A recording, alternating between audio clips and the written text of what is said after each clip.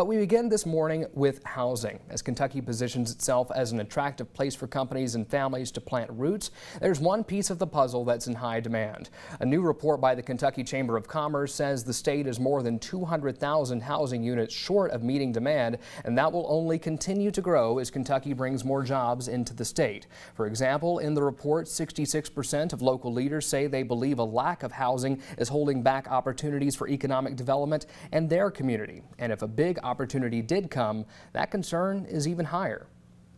If an economic development announcement of 1,000 jobs was announced in your community tomorrow, do you think your community could supply the housing that would be needed to accommodate that growth? And almost 90% of community leaders expressed concern over the ability of their community to meet those housing demands. The report recommends steps for local governments and lawmakers to take, like reforming land use and zoning rules. It also stresses that this is a problem that leaders must act on now before it becomes worse. Representative Meade, I'll let you go ahead and start the discussion here. There's a role to play for local governments, private contractors. What is the role for the state government in this issue? Well, I think in this issue, it's how do we increase that affordability of housing. We created a housing task force here back in session. We named the chairman of that, who is Representative Susan Whitten from Louisville. I'm excited to have her as that chairman. She has a lot of passion for the issue and is looking forward to that and the study in that issue. Right now, I can tell you that we do have an issue all across our state. As we saw the study come out from the Home Builders Association and other business organizations, that we have about a 200,000 unit shortfall right now.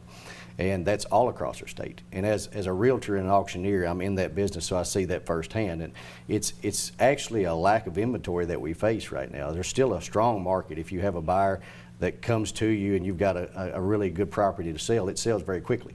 However, it's the lack of inventory that we're facing right now, and that's the issue that we're trying to study and figure out. So how do we bring in a bit more inventory? Representative Stevenson, let's bring you in here. Well, I think we have to, I think we need to offer some incentives for folks to be building more affordable housing. I think that we have a long way to go to help destigmatizing low and middle income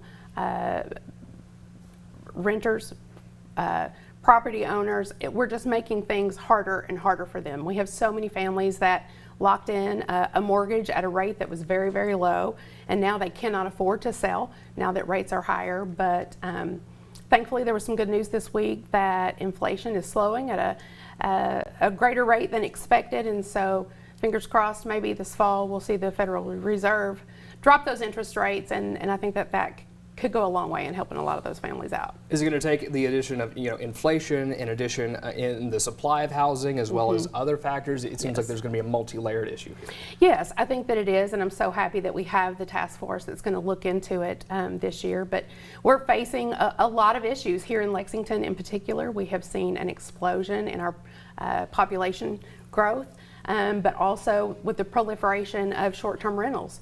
I think that I hear that being a problem that a lot of people are talking about. They don't want long-term renters, they want those Airbnb opportunities. So that's a particular issue that we're hearing right here very, very locally.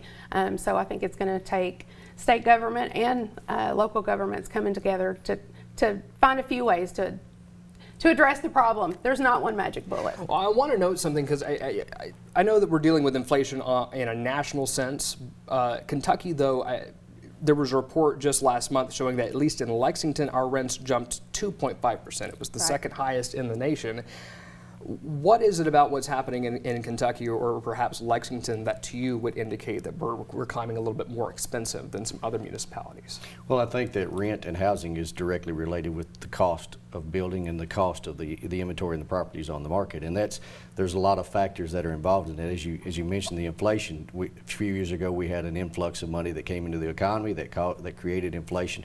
Also, with some of the shutdowns we had, we're still recovering from that because you're seeing a lack of materials, you're seeing a higher cost of materials, and that all adds to the increased cost of building those properties or buying those properties, and so rent is directly related to that. And it's not as simple as just being able to throw money out there as far as the government's concerned. These are issues that we have to study and come to comprehensive solutions on, and not just just throw money at it. But I will also say that in House Bill 1, we did put some money in for affordable housing, and we've always been supportive of the Housing Corporation. So we've got to look at this comprehensively and figure out everything as a whole. How do we come to the solution on those issues? We got 1 more minute left here, Representative Stevenson. Well, I think that we do need to be finding ways to help instead of exacerbating part of the problems that we have.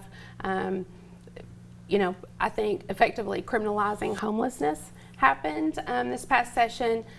Section 8 voucher system kind of made it a little bit harder for some of those people to use that. So I think we need to also look at what we may be doing that is exacerbating the problem, hurting our families, instead of only trying to find a solution. We got about 20 seconds if you want to give a last word there. Well, I will say that quickly that the voucher system that's something else that's going to be studied in this task force, and we have to come to the solution of at what point does local control and the ordinances and laws that they create, how far is that allowed to go into property rights and the ownership of those properties, and how can those property owners be ensured that they're going to be able to make the decisions on their properties, not forced into something. All right, thank you, Representative Meade. We'll have to leave it right there.